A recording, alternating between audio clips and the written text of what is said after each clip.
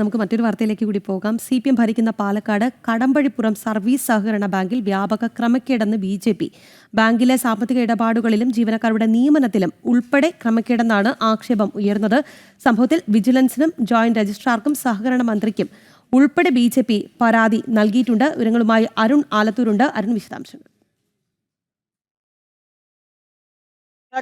CPM ഭരിക്കുന്ന Kadampazhipuram service സഹകരണ ബാങ്കിൽ വലിയ രീതിയിലുള്ള ക്രമക്കേടുകൾ നടന്നിട്ടുണ്ട് എന്നുള്ള ആരോപണവുമായിട്ടാണ് ഇപ്പോൾ BJP രംഗത്തെത്തിയിരിക്കുന്നത്. പ്രധാനമായിട്ടും ഈ സഹകരണ ബാങ്കിലെ നിയമനങ്ങളിലും അതുപോലെ തന്നെ സാമ്പത്തിക കാര്യങ്ങളിലും ക്രമക്കേട് നടന്നിട്ടുണ്ട് എന്നുള്ളതാണ് BJPയുടെ ആരോപണം.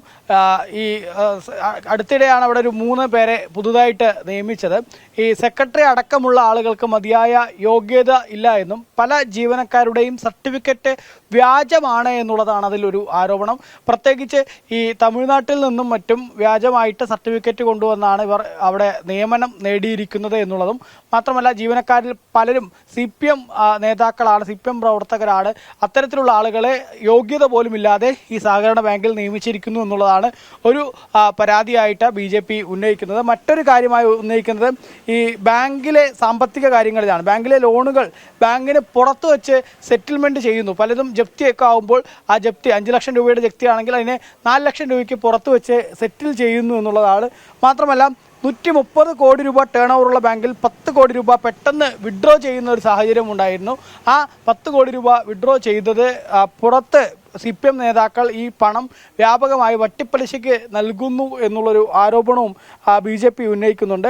മാത്രമല്ല, ഈ CPM നേതാക്കളുടെ ലോണുകൾ അത് എഴുതിത്തള്ളുന്നതും ലെഡ്ജറിൽ വരവ് കാണിക്കാതെ ഈ സ്ഥിര നിക്ഷേപം ഇവിടെ ക്ഷണിക്കുന്ന ഒരു സാഹചര്യവും ഉണ്ട് എന്നുള്ളതാണ് പ്രധാന പരാതികളായിട്ട് പറയുന്നത്. ഏതായാലും ഈ പരാതികൾ സംബന്ധിച്ച് വിശദമായിട്ട് തന്നെ BJP സഹകരണ വകുപ്പ് മന്ത്രിക്കും ജോയിന്റ് രജിസ്ട്രാർക്കും ഒപ്പം വിജിലൻസിനും ഉൾപ്പെടെ പരാതി നൽകിയിട്ടുണ്ട് എന്നുള്ളതാണ്. ഈ ക്രമക്കേടുകൾ പുറത്ത് വരണം, അതിൽ കൃത്യമായ നടപടികൾ വേണം എന്നുള്ളതാണ് BJPയുടെ ആവശ്യം.